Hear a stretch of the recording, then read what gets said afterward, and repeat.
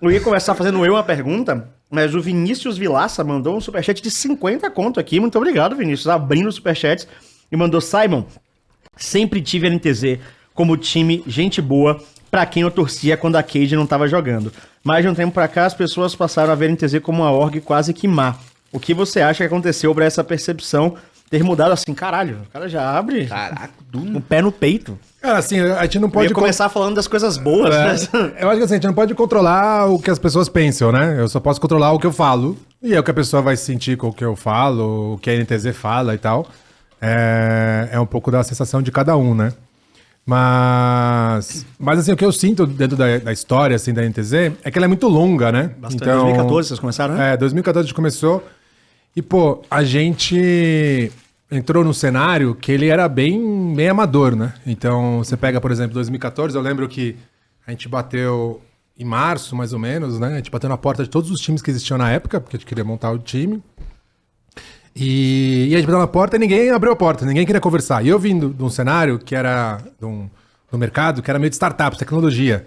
E tem uma filosofia nas startups que é, mesmo o próprio concorrente, no mesmo, assim, o cara tem a mesma solução de problema ali de um concorrente. E aí ele vai lá e fala com o seu concorrente de uma forma onde vocês vão trocar ali experiências para crescer o cenário mais rápido. Então eu vim com essa filosofia. Quando eu bati na porta dos clubes, ninguém abriu a porta para conversar. Tanto que a gente montou a NTZ com base no que a gente via na internet e tal. O que, de certa maneira, foi até bom. Porque na internet falava muita coisa, nas matérias e tal, que não eram verdade. E eu fui descobrir isso depois. Porque, por exemplo, porra, em 2014, ninguém dava salário pros jogadores. Morava, era até meio...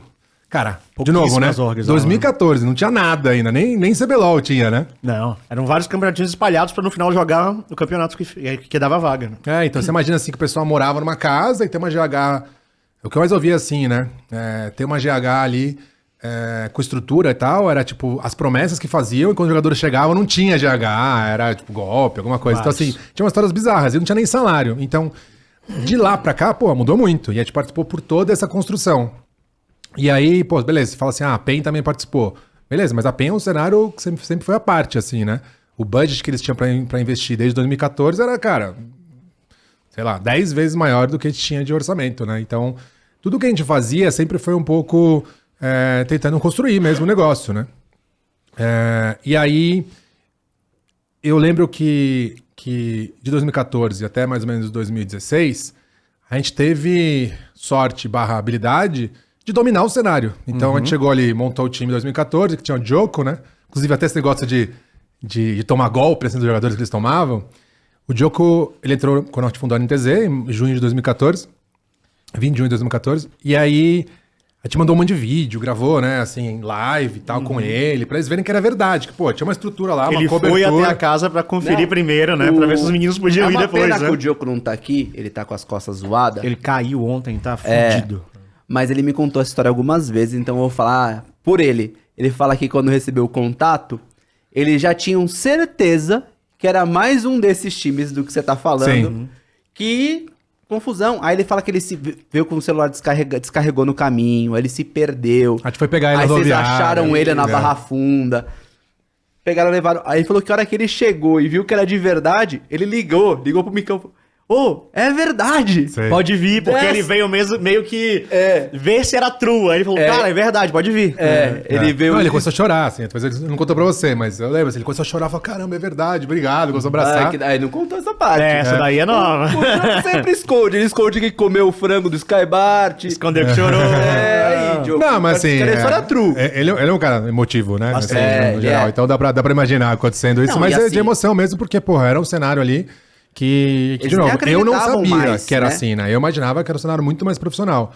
Então a gente já veio ali com uma estrutura, com as condições. Eu lembro que a gente tinha internet de backup, né? Então se caísse uma internet, que hoje em dia, pô, Isso é padrão, é acho que tem 10 obrigatório. na NTZ, né? Aí, naquela época, assim, o backup era, nossa, que incrível, a gente nunca vai perder um jogo porque caiu a internet, que acontecia pra caramba, né? Então, muita coisa aconteceu nessa história. Inclusive, eu até tava vendo algum dos próprios podcasts de vocês, assim, né? E não lembro exatamente quem tava participando, não lembro exatamente qual que foi o cenário. Mas falaram assim, a NTZ tem várias situações que passaram, né? Várias crises e tal, várias polêmicas. Polêmicas é a palavra que eu tava tentando buscar. E aí, alguém foi elencando, começa que eu não lembro quem foi elencando e falou, por exemplo, e teve o caso do Lupe. Aí, pô, o caso do Lupe não é polêmica da NTZ. Uhum. Tipo, a gente tinha um time lá, né, primeiro o Exódia e tal, e a gente recebia, assim, imagina, a gente ficou 2 anos sem perder no Brasil uma série, né? Quando fosse um jogo, assim, MD1, beleza, a gente podia perder, mas no Brasil a gente ficou 2 anos sem perder, o time acabou sem perder no Brasil uma série. Então imagina uma hora que a gente acabou de entrar, versus, pô... Né, a PEN até hoje, né? A torcida, pô, a maior torcida. Você pode falar loud e tal, mas não tem nem comparação que a PEN tem no League of Legends, né? E você pega um time que entrou ali e ficou 2 anos ganhando de todo mundo. Tipo, cara, raramente perdia jogo no Brasil. Que ninguém conhecia. Pô, a galera deve ter ficado com uma... Essa é a minha percepção, tá? Que a galera ficou com uma coisa acumulada ali. Porque você imagina, você não vê seu time ganhar da gente nunca. Pô, se você torce pra um time que você tá mais apaixonado, porque naquela época também não tinha esse negócio de amor pelos times, né? Era muito mais pelo jogador, pelos né? jogadores. Só que a PEN já tinha. E a NTZ não tinha medalhão. Tinha o Revolta. Mas ele ainda não era o Revolta que ele é hoje, né? Ele vinha de uma época que ele brilhou na Cade, mas aí depois ele virou um meme na CNB, e vocês pegaram ele na época que ele tava por baixo e ele se reergueu na NTZ, né? Total, inclusive... foi e voltou da NTZ várias vezes com a Cade, né? Aí você pega essa história também da Cade, pô, o Revolta vai e volta. Ele veio pra cá de graça, a gente trocou ali por algum jogador e tal, depois a Cade foi lá e comprou. Aí ele foi lá, performou mal lá, depois voltou, a gente ganhou tudo. Então, depois o Exódia foi pra Cade. Então você pega, assim, organizações que existiam há bastante tempo, né? Pensando na PEN, que é uma organização, pô, sempre foi grande e tal, torcida, e a Cade que teve seus altos e baixos e tal, mas sempre teve presente de alguma maneira.